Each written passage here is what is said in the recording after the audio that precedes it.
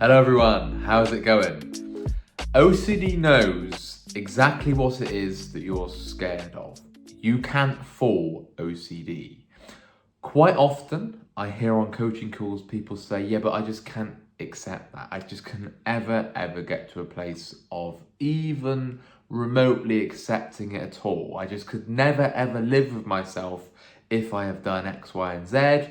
I can't ever be at peace with that.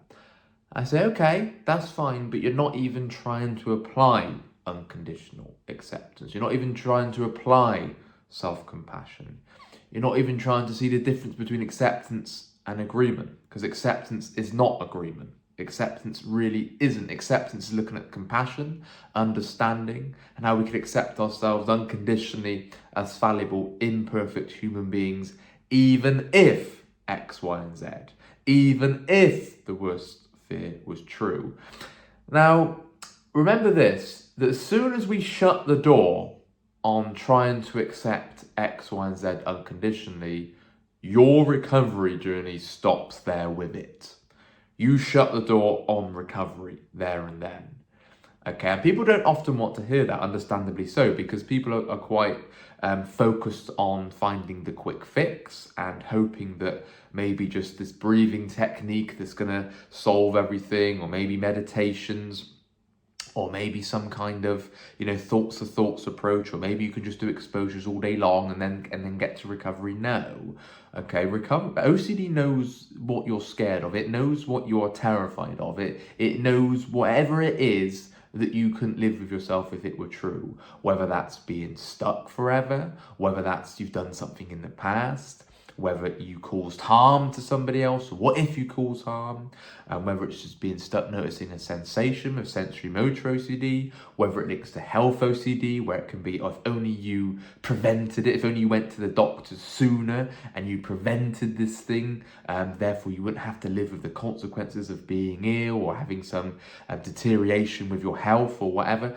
OCD knows what it is, and this is why what we talk about in coaching calls. And this is why it's so important to have these one-to-one coaching calls, because we don't hold back. We go straight into the fear. We see what it is that you're scared of and we tackle it. We approach it because you have to. You can't beat around the bush with OCD. You can't spend your whole life walking on eggshells going, oh, I don't really want to tackle this because it might be too scary, or OCD don't give a crap. Excuse my language, but OCD does not give a fuck about what you're scared of, and it won't let you off the hook. It won't just say, oh yeah, that's fine, that's too scary, I'll excuse you, don't worry about it. No, it doesn't give a crap. Okay, it's going to morph, it's going to move around, it's going to switch. It can see like a menu. It can see all the things that you are terrified of and is going to pick one, it will morph, it will pick the other one. And what it does, it will, other than just the feelings of the intense feelings and the anxiety and the panic, OCD can mimic the realness. It will convince you that that fear is real or becoming real or will happen. It will do that, and it will convince you that that will happen. So until we go towards unconditional acceptance, the door is shut on recovery. Now, you've got to remember that unconditional acceptance takes time to fully apply. It's not something that can just be applied after one call. You're not going to watch this video of me talking and thinking, brilliant, thanks, Sam. I can now accept my worst fear. Brilliant, let's get on with my life. No, it doesn't quite work like that, because it takes time, it takes practice, it takes persistence. It also takes behavioural shifts as well, because you can dispute your fears and you can apply unconditional acceptance until the cows come home. But if you're then avoiding, you're doing the opposite of unconditional acceptance. If you're then partaking in compulsions, you're actually doing the opposite of unconditional acceptance. The analogy that we often use is that, let's say you're disputing the fear of spiders, and you're breaking down different beliefs that you hold around spiders.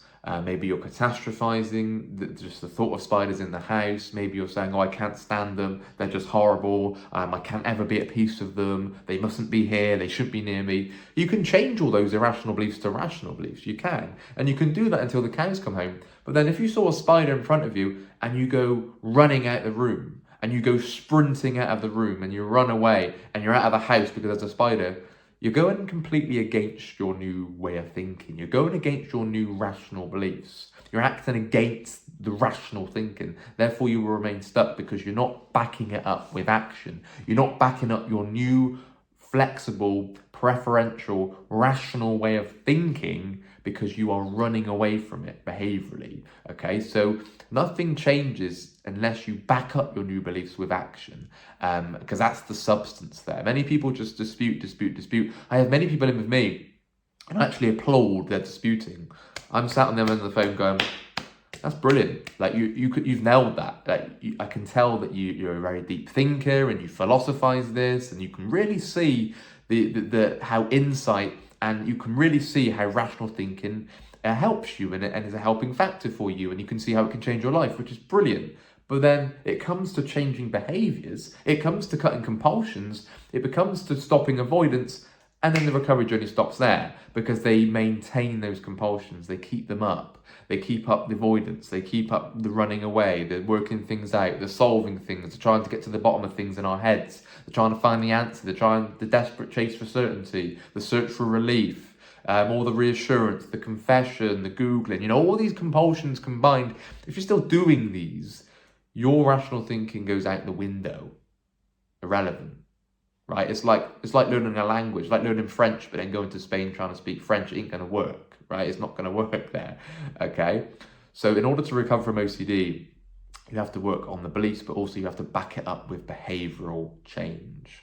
Very, very important. So always remember that when you're shutting the door on changing your beliefs and trying to apply unconditional acceptance. Now remember, the key word that I'm saying here is trying to apply. At least try, because the door is shut immediately when somebody dismisses it right away. And I understand that because OCD is targeting your worst fears. It's targeting taboo topics. It's targeting usually something that's immoral or just strange or just societally rejectable, unacceptable. It's targeting that for a reason. Okay, so if you don't even approach the fear and at least try to change your view on something, at least try to accept something unconditionally and not agree, not justify, not excuse, but at least try to change your outlook on something. If you don't even attempt to do that, your recovery chances are a big fat zero. Okay, because OCD is not thick, it's not stupid, it knows. It knows what you don't want, it knows the last thing you'd ever want. It knows what you are scared of. That's the bottom line. It knows what you're scared of, and until you change your perspective on the thing that you are scared of, OCD calls the shots. It holds the upper hand. And the reason unconditional acceptance, as in unconditional, all of it, no matter what, it covers everything. Unconditional acceptance is so crucial is because when OCD is switching and when it's morphing and when it's changing and when it's finding different themes and different fears and the backdoor spike and it's finding ways in and it's being very sneaky and very crafty, the reason unconditional acceptance is so important is because you can accept anything unconditionally. So whether that's yourself, as in making a mistake, doing something wrong in the past, whatever it may be, something that the guilt or the shame or the anxiety or the panic, something that you've done or may have thought or may have had the urge to do, or may have just anything that you could not accept yourself over. So unconditional self-acceptance gets under that. And then you've got the unconditional life acceptance, which helps with just the frustration and the annoyance of things going wrong in our life and our life conditions and our life circumstances, and how we can adjust to life's hassles and life's problems, and how we can adapt, be flexible, and understanding that we don't like many things in life. There's some harsh realities. There's some brutal facts of life that many humans don't like, and every human doesn't like. No one's gone through life enjoying every second of it. There'll be health scares, there'll be pain, there'll be suffering, there'll be things not going your way, there'll be adversities, there'll be problems externally, like with the weather or financially or health-wise or relationships, career-wise, fitness-wise. So many things that can go wrong in our lives. So when we apply unconditional life acceptance, we get under all of that because we learn to accept our lives unconditionally, with all the conditions of life, all the different hassles of life, all the different moving parts of life. Okay, we learn to accept that and not like the things that we cannot change, because there'll be many things in our lives that we can't change. For a start, it's someone's opinion of us, someone's perception of us, just life conditions in general, our life circumstances, our surroundings, whatever it is. The advice there is that if you can look to change something, please do. I totally encourage that. I encourage to stand firm and try and change things to get your life on track or the direction that you want it to go. But you've also got to remember that in life there'll be things that you cannot change. There'll be things that you cannot control. Therefore, we have to learn to accept the things that we can't control gracefully and unconditionally, not liking them, but accepting them because we can't control them. Because if you try and control the uncontrollable, can you let me know how that goes? Because it doesn't usually end very well. And it usually ends in one thing, and that's tears. And that's disturbance. And that's depression. And that's anger. And that's panic. And that's anxiety. And that's misery. Okay, so we don't want to be doing that. So we want to be looking to change things that we can change, but learning to accept the things that we cannot change whilst not liking them. Very, very important. And then you've got the unconditional other acceptance, okay, which helps with feelings of anger, rage, jealousy, all the feelings that are quite dysfunctional and can debilitate you and can cripple you with, and can certainly lead to erratic behavior, especially anger, and over frustration, sort of irritability, sort of lashing out. They tend to lead to adverse results and consequences that you don't want. So it's important that we're looking to apply unconditional other acceptance and accepting other humans unconditionally whilst not agreeing with their actions, their beliefs, whether that's political beliefs, religious beliefs, whatever it may be, unconditionally accepting the human being with whatever it is they've done whilst condemning their actions, how you can rate their actions. You can look at somebody that you strongly disagree with, maybe somebody's committed a crime or done something wrong, and you can strongly have an opinion on what they've done, and you can condemn that, and you can really hate that, and you can say that's really, really bad what you've done. But when we start applying unconditional other acceptance, we start looking at all the moving parts of that human being and all the different factors involved as to what's caused that human to do what they've done. All the genetics, all the pre-birth components. You've got the genetics, you've got the hereditary factors. Maybe there was issues during pregnancy, which has shaped the development of the child and the brain, sort of brain development, brain wiring, brain structuring. And you've got lots of pre-birth components there. And you've got the post-birth components.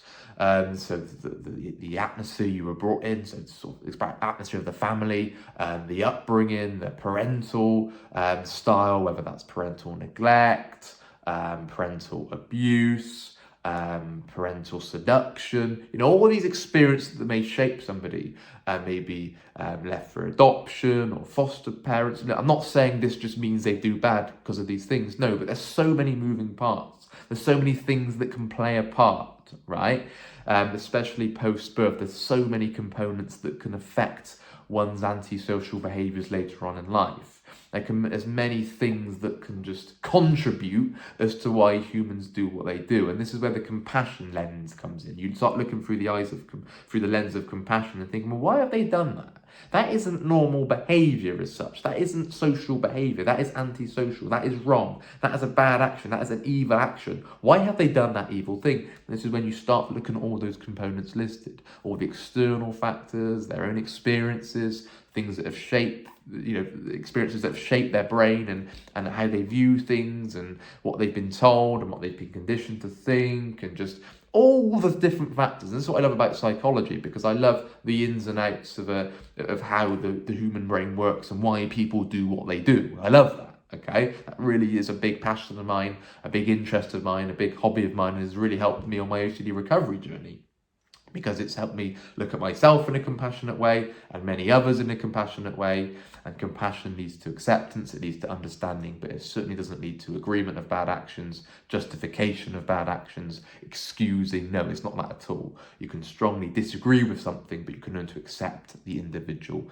as in, why have they done that? Same with yourself. If you did something wrong in the past, you can start saying, okay, I really regret that action, but I've got to see all the different components to that. Why did I do that? What was my decision making at the time? What affected this? What affected that? Not that you can just get to the bottom of it and then be, okay, I've worked it all out. No, but we have to understand that your fallibility means you can make mistakes, and it means you're capable of doing wrong. Doesn't mean that you want to. Of course, you don't want to do wrong, but understanding that as a human being, it is in your nature to do wrong. It is in your nature to make mistakes, right? So it's very important that we think about these things when we're applying acceptance to OCD fears and so on. Okay, we really go deep into one-to-one calls. We really, really do. We really take a dive in and go, right, okay, where are we going wrong here? Why are you remaining stuck? How are you viewing this? How are you breaking this down? Are you still giving yourself reassurance here? Are you still being irrational here? So we look at all the different moving parts to someone's recovery, and we gradually chip away. It takes time, it takes persistence, but we gradually chip away for those beliefs to start changing, and then OCD starts backing down with time. Okay, but we've all been there. We've all been in the pits of hell with OCD. When I was stuck with chronic OCD and the themes that I was stuck with, all the moral, taboo, guilt-related themes, I thought I was going to be guilty forever. I thought I was going to be trapped forever. I felt boxed in. I felt cornered forever. And until I started to truly change things, that is when OCD started to back down. I started to change my beliefs and my behaviours and going towards acceptance of the thing I thought I could never ever accept, whatever those fears may be. I started to at least try. I at least tried to apply acceptance. I at least gave it my all to try and change my thinking. So just to reiterate the main point of this video, please don't shut the door on changing beliefs because it feels too scary, because, oh no, I can't ever do that, because then you're going to remain stuck. Remember that us coaches here, we can't just change your thinking, right? We can only get you to think about your thinking and think, right, okay, that belief probably isn't helpful for you. That belief is providing more of a hindrance to you rather than a help. So we can look to change those things, but remember that when you say to me that, oh yeah, but I can't ever accept that, I can never live with myself, I would just be the worst person ever, there's no point in me being alive, I'm undeserving of this. I go, okay, I'm sorry that you think that, but you've just shut the door on your recovery. You just, and I have to word this politely, but you're going to remain stuck with that kind of belief. Okay, because you've got to ask ourselves at times that, why am I stuck? Why do I remain stuck? You're not stuck for no reason.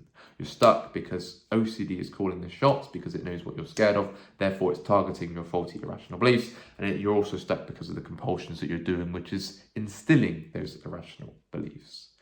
Okay, so we've got to really ask ourselves honest questions. Do I really want to get better? And am I doing whatever it takes to get better? Or am I still beating around the bush with my disputing and my acceptance?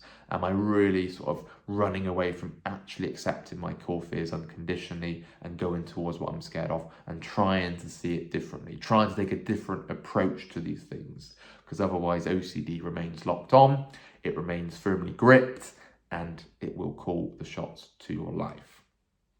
Okay, something to think about.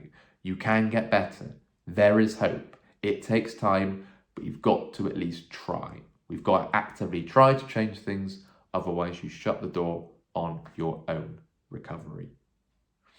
If you are interested in one-to-one calls, please email phil@ocdrecovery.com and you get in touch with one of the coaches here. My name's Sam, and you have Rob, the founder of OCD Recovery. You also have Nick, Momin, Gemma, and Elliot. Got to remember I'm not forgetting anybody now because the team's grown, which is amazing to see.